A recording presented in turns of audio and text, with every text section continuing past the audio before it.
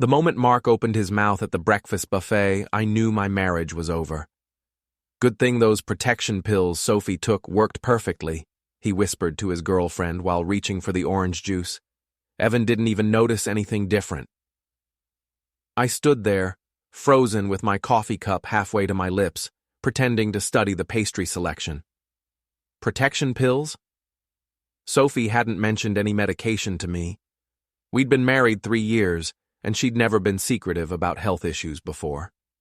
Mark continued his whispered conversation, oblivious to my presence just 2 feet away.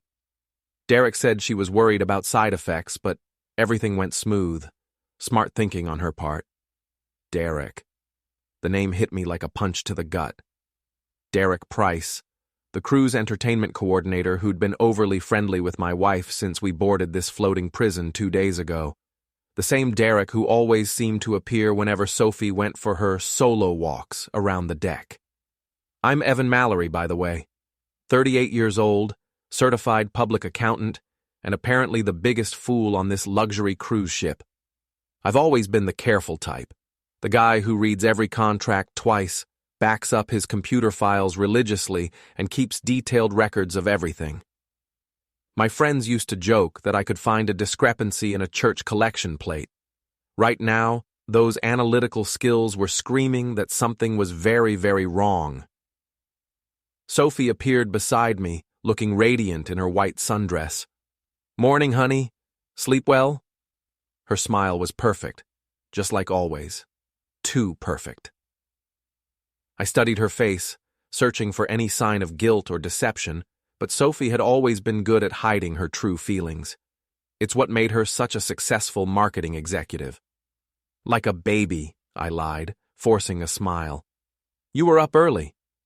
"Couldn't sleep. Thought I'd catch the sunrise on the upper deck."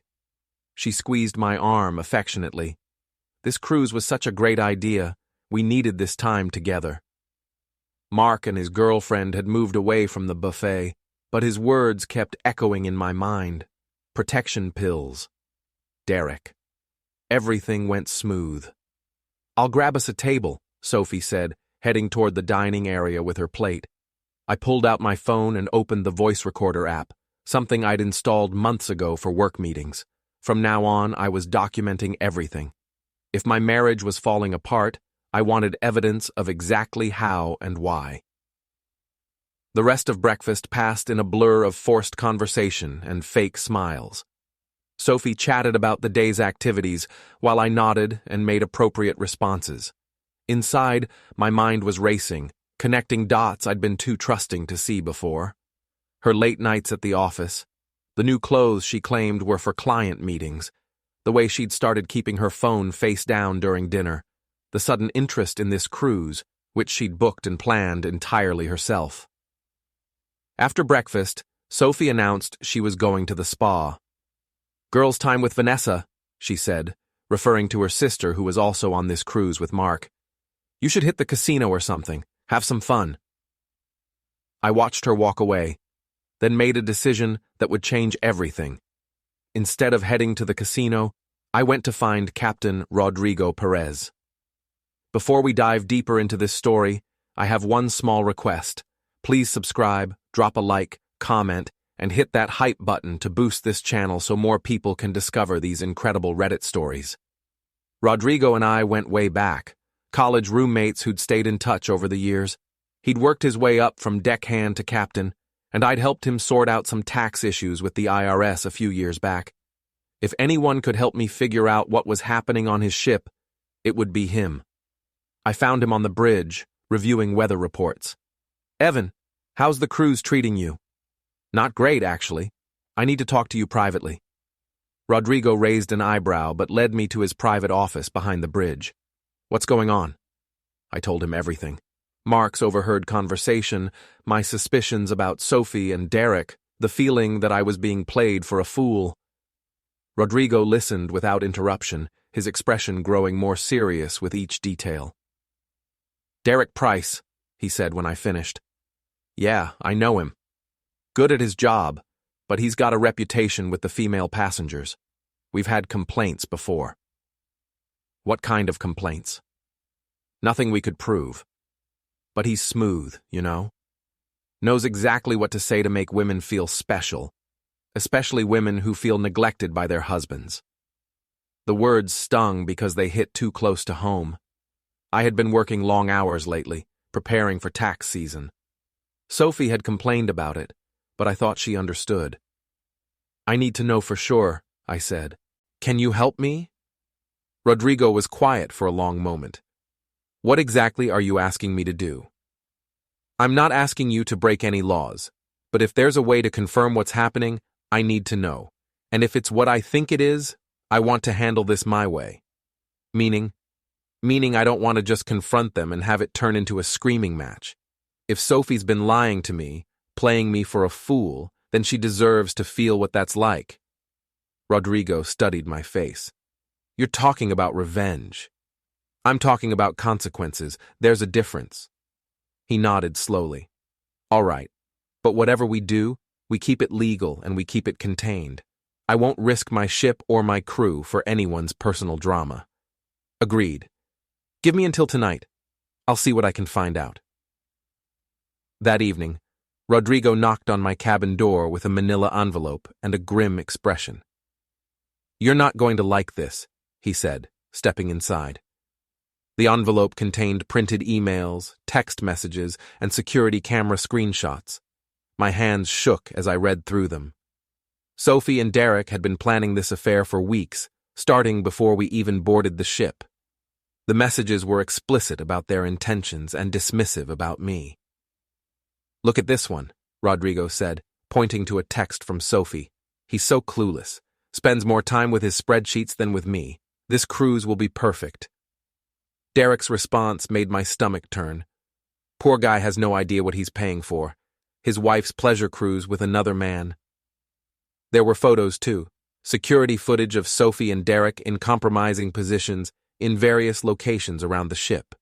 The spa, the upper deck at sunrise, even in Derek's staff quarters.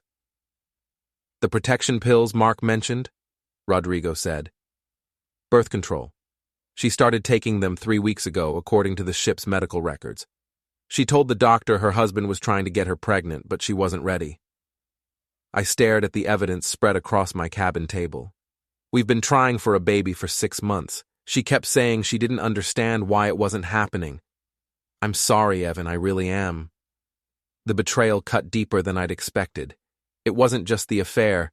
It was the elaborate deception, the way she'd let me think something was wrong with me, the casual cruelty in those text messages.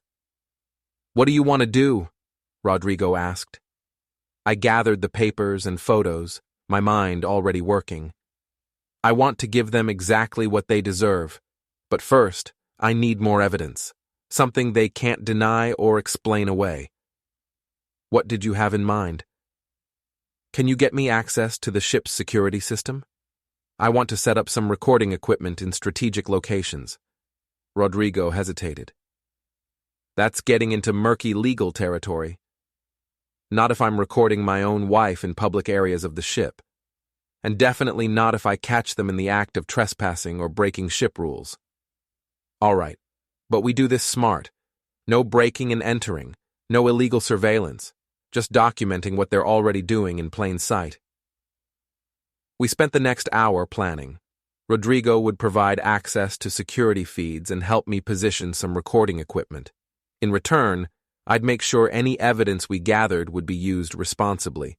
No public humiliation that could damage the cruise line's reputation. The next morning, I put on my best performance yet. I kissed Sophie goodbye, told her I loved her, and wished her a wonderful day. She responded with the same fake warmth she'd been showing me all week. "You're being so sweet," she said. "I feel bad leaving you alone so much." "Don't worry about me. I'm just happy you're enjoying yourself." If only she knew how much I wanted her to enjoy herself, because I was going to make sure this cruise became unforgettable for all the wrong reasons. After Sophie left for her yoga class, which I now knew was code for meeting Derek, I got to work. Rodrigo had given me access to a maintenance corridor that ran behind the spa area. Using a small camera I'd borrowed from the ship's security office, I set up surveillance of Derek's favorite meeting spot. Within an hour, I had everything I needed. Video evidence of Sophie and Derek together, audio of their conversation about how stupid I was, and documentation of them using Derek's master key to access restricted areas of the ship. But I wasn't done, not even close. The ship's daily newsletter announced a special movie night in the main theater, a passenger appreciation event featuring a surprise film. What the newsletter didn't mention was that I'd convinced Rodrigo to let me curate the evening's entertainment. "You sure about this?" Rodrigo asked as we prepared the presentation in his office. "They made their choice," I said, editing the video compilation on my laptop. "Now they get to live with the consequences." The video was a masterpiece of humiliation. It started with Mark's overheard confession about the protection pills, then moved to security footage of Sophie and Derek's secret meetings. I'd edited it carefully, nothing too graphic, but enough to make their deception crystal clear. The final segment showed them mocking me in Derek's quarters, with Sophie laughing about how easy it was to fool poor clueless Evan. "What about the laxative plan?" Rodrigo asked. "That's just the opening act, something to get everyone's attention and put them in an uncomfortable position before the main event." I'd spent the afternoon preparing, a few drops of liquid laxative in the dessert wine at dinner, targeted specifically at Sophie, Vanessa, and Mark. Nothing dangerous, just enough to cause some very public embarrassment right before the movie started. Dinner went perfectly. Sophie and her conspirators enjoyed their wine while I stuck to water. By the time we headed to the theater, all three of them were looking uncomfortable. "Are you feeling all right?" I asked Sophie with fake concern. "Just a little queasy. Must be the ship's movement. Maybe some fresh air would help?" "No, I want to see the movie. You said it was supposed to be a surprise." "Oh, it will be." The theater filled up quickly. Rodrigo had promoted the event as a special treat for passengers, and nearly everyone on the ship showed up. Sophie, Vanessa, and Mark found seats in the middle section, right where I wanted them. Derek was working the event, managing the projection equipment. He had no idea what was coming. I took a seat in the back row and pulled out my phone to record. This was going to be spectacular. The lights dimmed, and Rodrigo stepped onto the stage. "Ladies and gentlemen, tonight we have a very special presentation. A behind-the-scenes look at life aboard our beautiful ship." The screen flickered to life, showing the ship's logo. Then Mark's voice filled the theater. "Good thing those protection pills Sophie took worked perfectly. Evan didn't even notice anything different." Sophie's face went white. She looked around frantically, but the theater was dark and packed. There was nowhere to run. The video continued with security footage of her and Derek's meetings, their text messages displayed on screen, and finally, the audio of them mocking me. By the time it finished, the entire theater was buzzing with shocked whispers. But the laxative was just starting to take effect. Sophie bolted from her seat, pushing past other passengers as she ran for the exit. Vanessa and Mark followed, all three of them clearly in distress. The audience watched in confusion as they stumbled toward the bathrooms, Sophie's dignity evaporating with each desperate step. I followed at a distance, recording everything on my phone. The sounds coming from the women's restroom were audible in the hallway, and other passengers had gathered to witness the spectacle. "What's wrong with them?" someone asked. "Food poisoning, maybe?" I didn't correct them. Let people draw their own conclusions. When Sophie finally emerged from the bathroom 20 minutes later, her perfect appearance was ruined. Her hair was disheveled, her makeup smeared, and her white dress was stained. She looked around wildly until she spotted me. "You!" she hissed, stumbling toward me. "You did this!" "Did what?" I asked innocently, still recording. "I've been watching the movie. The video, the whatever you put in our drinks. I have no idea what you're talking about. Are you feeling all right? You look terrible." Other passengers were watching now, phones out, recording Sophie's meltdown. She realized she was making a scene and tried to compose herself, but another wave of intestinal distress sent her rushing back to the bathroom. Derek appeared in the hallway, looking panicked. What the hell was that video? How did I what? I interrupted. Document your affair with my wife? Pretty easily, actually. You two weren't exactly subtle. He stepped closer, trying to intimidate me. You can't prove anything. I held up my phone, showing him the recording I'd just made. Actually, I can prove everything. And now I have you on video threatening me. Derek's confidence cracked. Look, man, it's not what you think. It's exactly what I think. You've been screwing my wife, and she's been lying to me about trying to have a baby. The only question now is what I'm going to do about it. Before he could respond, Sophie emerged from the bathroom again, looking even worse than before. She saw Derek talking to me and rushed over. Don't say anything to him, she warned Derek, then turned to me. We need to talk. Privately. Oh, now you want to talk? After weeks of lying to my face? Please, Evan. Let me explain. I looked around at the crowd of passengers watching our drama unfold, phones recording every moment. You want to explain? Fine. Explain it to everyone. Sophie's face went from pale to green. Not here. Not like this. Why not? You didn't seem to mind discussing our marriage with Derek.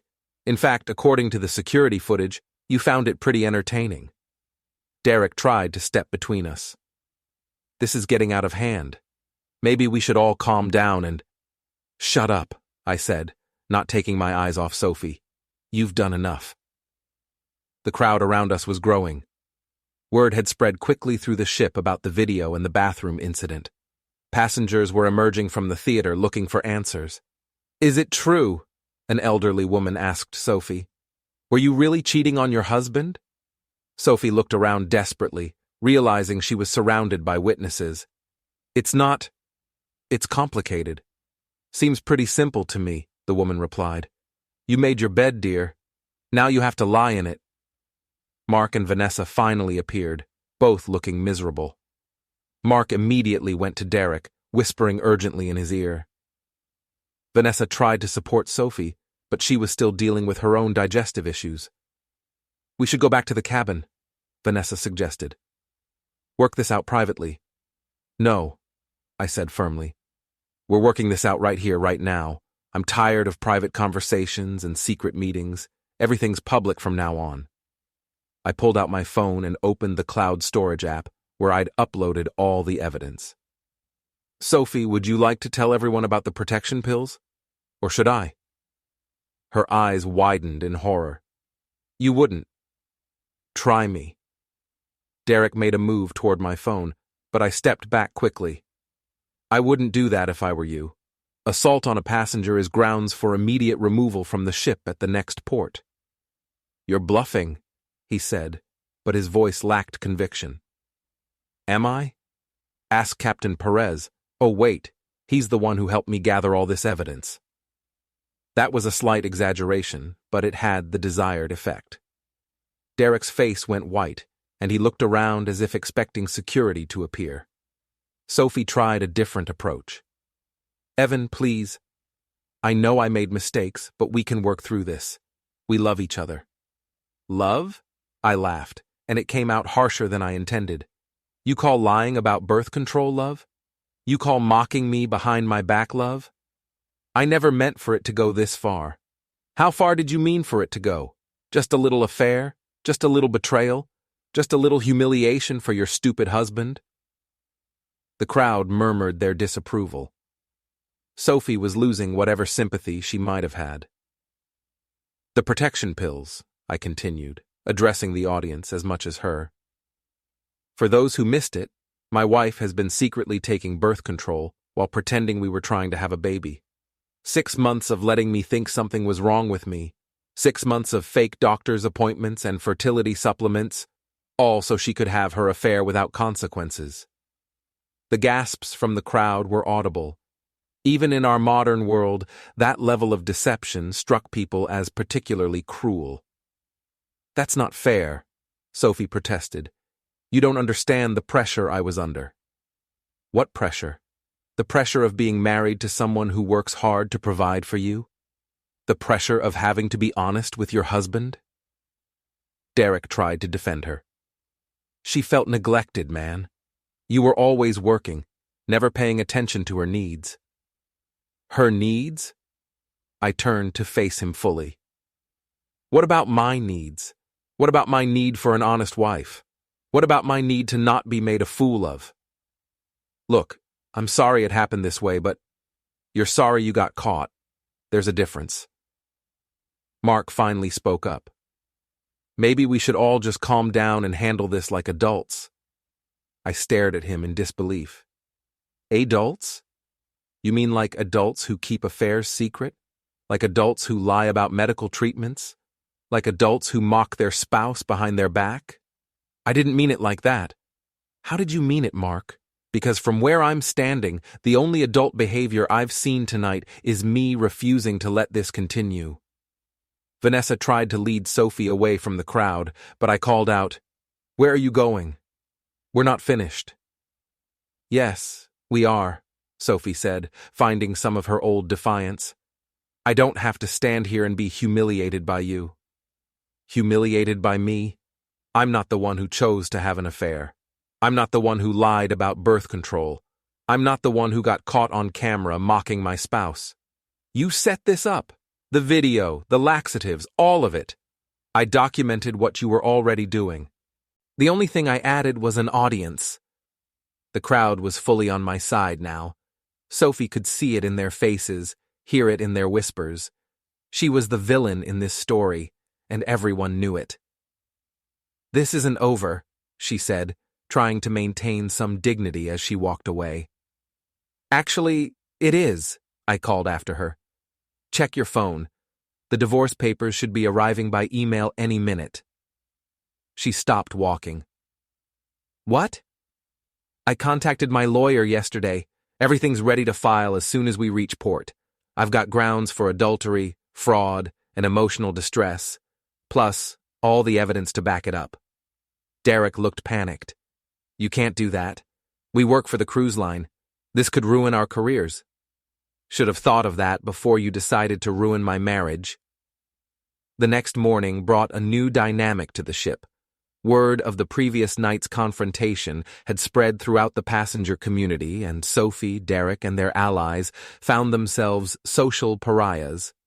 I, on the other hand, had become something of a folk hero. Passengers approached me throughout the day, offering support and sharing their own stories of betrayal and revenge. The elderly woman from the night before, whose name was Margaret, even invited me to join her bridge group. "You handled that beautifully, dear," she said over coffee. "Too many people let themselves be walked on. It's refreshing to see someone stand up for themselves." Sophie tried to approach me several times, but I made it clear that all communication would go through lawyers from now on. She looked terrible. The combination of the laxative incident, the public humiliation, and the stress of impending divorce had taken its toll. Derek was in even worse shape. Captain Perez had called him in for a disciplinary meeting, and rumors were circulating that he might be terminated at the next port. The cruise line took a dim view of staff members who created drama with passengers. But I wasn't done yet. The public confrontation had been satisfying, but I wanted to make sure the consequences lasted beyond this cruise. That afternoon, I met with Rodrigo in his office to plan the final phase of my revenge. "The ship docks in Miami tomorrow," he said. "What's your endgame here?" "I want to make sure everyone understands exactly what kind of people they're dealing with. Sophie's going to try to spin this as a misunderstanding or temporary insanity. Derek's going to claim he was seduced. I want the truth on record." "What do you have in mind?" "A formal complaint with the cruise line about Derek's conduct. A detailed statement about Sophie's deception for the divorce proceedings, and maybe a little social media documentation to make sure their friends and family back home know what really happened." Rodrigo nodded. "I can help with the formal complaint. Derek violated several company policies by having a relationship with a passenger and using his position to access restricted areas." "What about the social media angle?" "That's up to you, but be careful.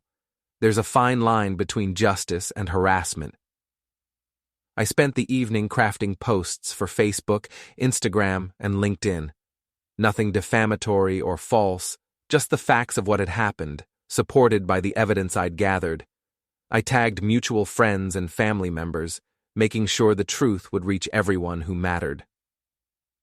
The posts went live at midnight, timed to hit the East Coast as people were starting their morning routines. Within hours, the responses started pouring in. Sophie's friends expressed shock and disappointment. Her family members demanded explanations. Her co-workers at the marketing firm began distancing themselves from the scandal. Derek's situation was even worse. His LinkedIn profile was flooded with comments about professional ethics and workplace conduct. His personal Facebook page became a battleground between supporters and critics. By morning, both of them were dealing with consequences that extended far beyond our marriage. As the ship approached Miami, I stood on the deck watching the skyline grow larger. In a few hours, this floating drama would end, and real life would begin again. But it would be a very different real life than the one I'd left behind. My phone buzzed constantly with messages from friends, family, and even strangers who'd seen the social media posts. Most were supportive, some were critical, but all of them were engaged. The story had taken on a life of its own. Sophie appeared beside me at the railing, looking defeated. "Can we talk, please?" I considered refusing, but curiosity won out. "You have 5 minutes.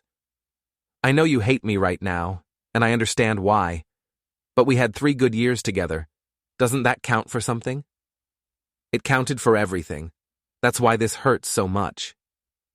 "I never meant to hurt you. The thing with Derek, it just happened. I felt lonely, neglected. You were always working, always focused on your spreadsheets and tax returns. So you decided to lie about birth control and have an affair instead of talking to me about feeling neglected? I know it was wrong. I know I handled it badly. But can't we try to work through this? Go to counseling? Start over?" I looked at her carefully, searching for any sign of genuine remorse. All I saw was someone who was sorry she got caught. "Sophie, do you remember what you said to Derek about me in that video? You called me clueless. You laughed about how easy it was to fool me. You said I deserved what I got because I was boring." She looked away. "I was angry. People say things they don't mean when they're angry." "Were you angry when you started taking the birth control pills? Were you angry during all those fake conversations about wanting a baby?" "That's different." "How is it different?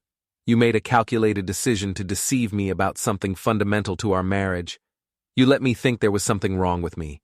You scheduled fake doctor's appointments and bought fake fertility supplements. That's not anger, Sophie. That's cruelty. I was going to tell you eventually." "When? After you got pregnant with Derek's baby? After you figured out how to leave me for him? When exactly were you planning to tell me the truth?" She didn't have an answer for that. "The divorce papers will be filed this afternoon," I continued. "I'm asking for adultery-based dissolution, which means you won't get alimony. I'm also asking for damages related to the fraudulent medical expenses and emotional distress." "You can't do that. I have rights. You have the right to hire a lawyer and try to fight it, but you don't have the right to lie, cheat, and deceive without consequences." Derek appeared at the far end of the deck, clearly wanting to approach but hesitant to interrupt. I waved him over. "Might as well get this all out in the open," I said. He walked over reluctantly, looking like a man heading to his execution. "I suppose you two have plans now," I said, "now that everything's out in the open." They exchanged glances, and I could see the answer in their faces. Whatever they'd had during the affair was already falling apart under the pressure of reality. "It's not like that," Derek said weakly. "What is it like?" "Look, man, I'm sorry about how this went down, but Sophie and we have something real.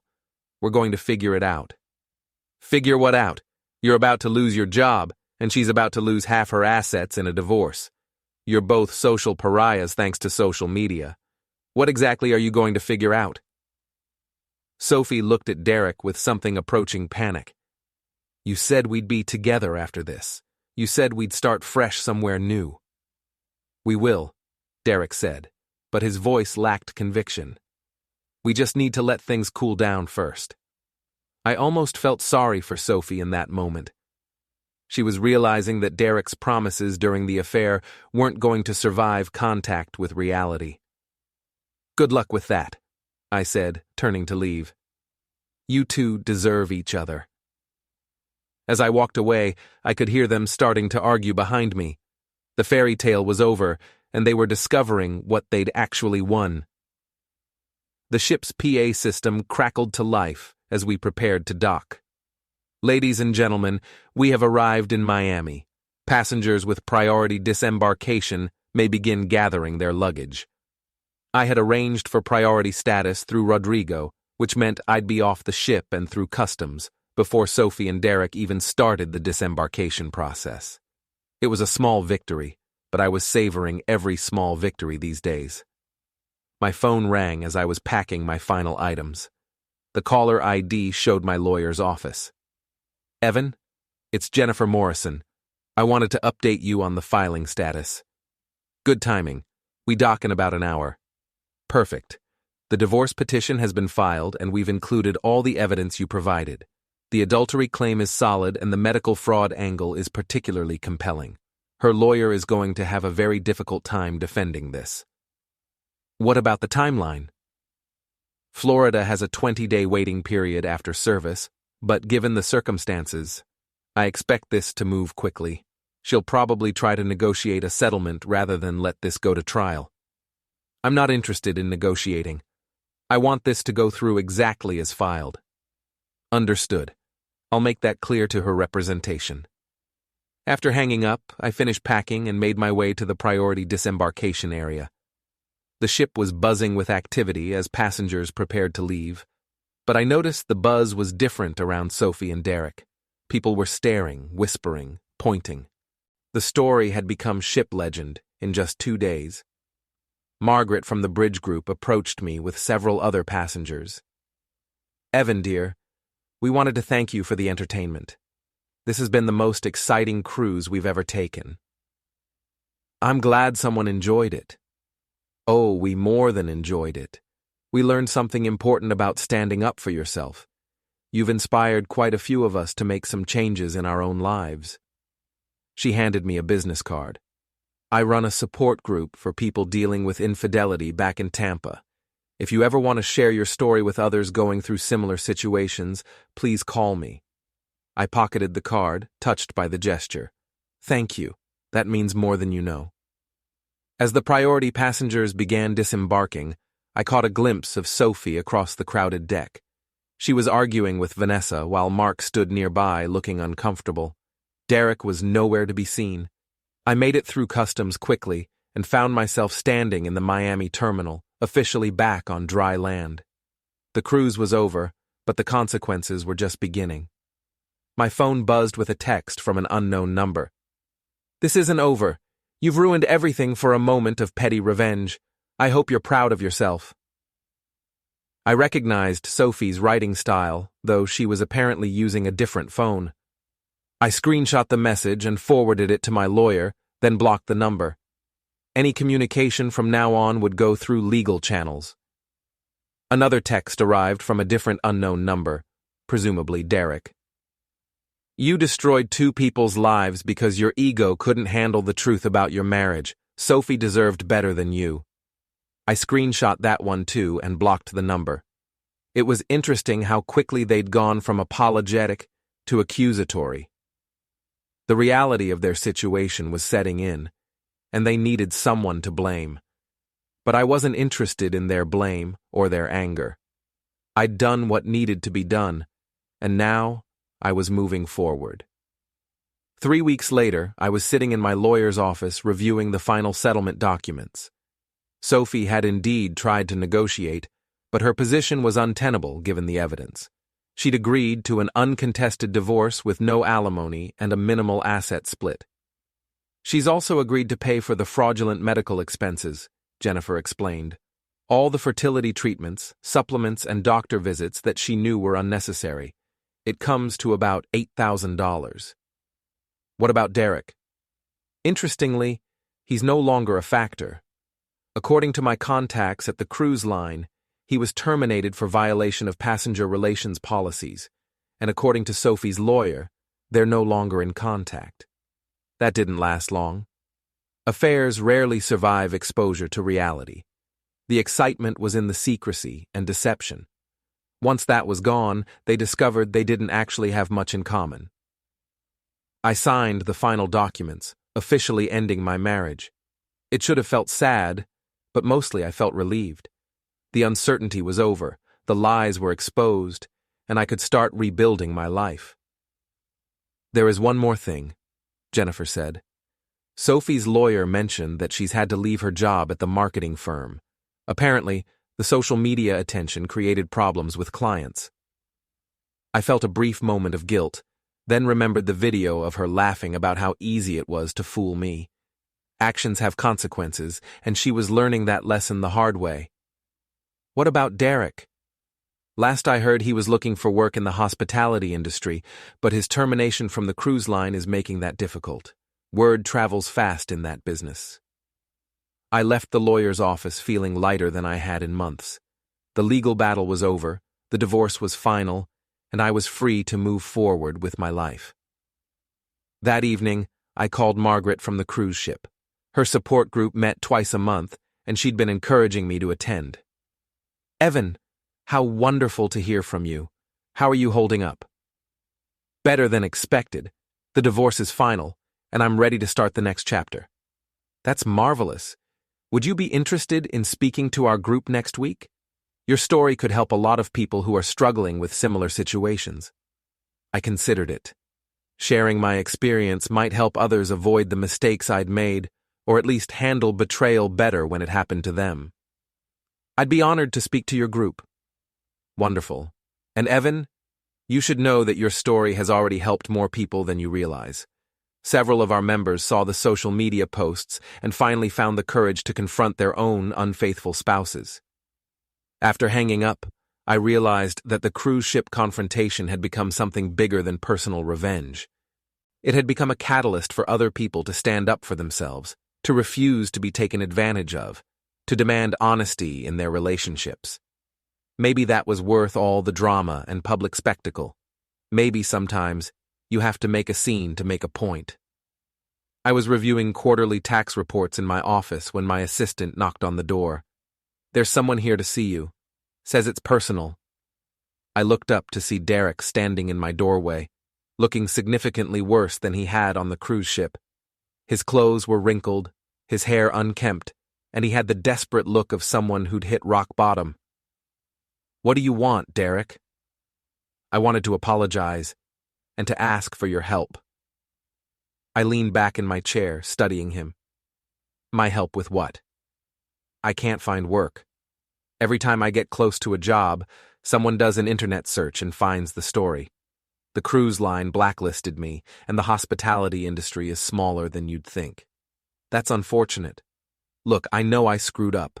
I know what I did was wrong, but I'm not a bad person. I made one mistake, and now my entire life is ruined.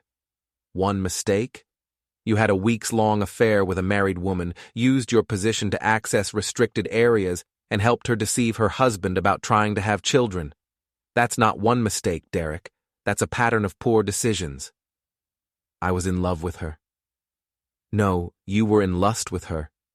If you'd been in love, you would have encouraged her to be honest with me, to end our marriage properly before starting something with you.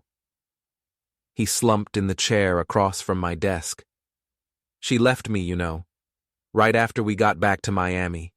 Said she couldn't handle the pressure, that being with me reminded her of everything she'd lost. I'm sorry to hear that. Are you? Really? I considered the question seriously. Actually, yes. I don't take pleasure in anyone's suffering, but I also don't feel responsible for the consequences of your choices. Could you maybe put in a word for me somewhere? Tell people I'm not the monster the internet makes me out to be? Derek, I'm not going to help you rebuild a career you destroyed by betraying my marriage. That's not my responsibility. He sat quietly for a moment, then stood to leave. I guess I understand. But for what it's worth, I really am sorry about how everything happened. I believe you're sorry, but being sorry doesn't undo the damage or eliminate the consequences. After he left, I sat in my office thinking about the encounter. 6 months ago, I would have felt guilty about his situation, maybe even been tempted to help him. But I'd learned something important during this whole experience. Compassion doesn't require enabling, and forgiveness doesn't require forgetting. Derek and Sophie had made their choices with full knowledge of the potential consequences. They'd gambled that they wouldn't get caught, and they'd lost. Now they were learning to live with the results. As for me, I was doing better than I'd expected. The support group had become a regular part of my routine, and I'd started dating again. Nothing serious yet, but I was open to possibilities in a way I hadn't been during my marriage. The cruise ship confrontation had changed me in ways I was still discovering. I was more confident, more willing to stand up for myself, less tolerant of dishonesty and manipulation. It had been a painful education, but an education nonetheless. My phone rang, interrupting my thoughts. The caller ID showed Margaret's number. Evan, dear, I have wonderful news. That woman from last week's meeting, the one whose husband was having an affair with his secretary, she confronted him using some of the techniques you suggested, and he's agreed to counseling. They might actually save their marriage. That's great news. Your story continues to inspire people, you know. You've shown them that they don't have to be victims, that they can take control of their situations and demand better treatment. After hanging up, I realized that the cruise ship drama had given me something I hadn't expected, a sense of purpose. By refusing to be a victim, by standing up for myself publicly and dramatically, I'd accidentally become an example for others in similar situations. It wasn't the life I'd planned, but it was a life I could be proud of. And sometimes, that's enough. The afternoon sun streamed through my office windows as I returned to my tax reports, content with the knowledge that some storms, no matter how devastating, ultimately clear the air and make room for better weather.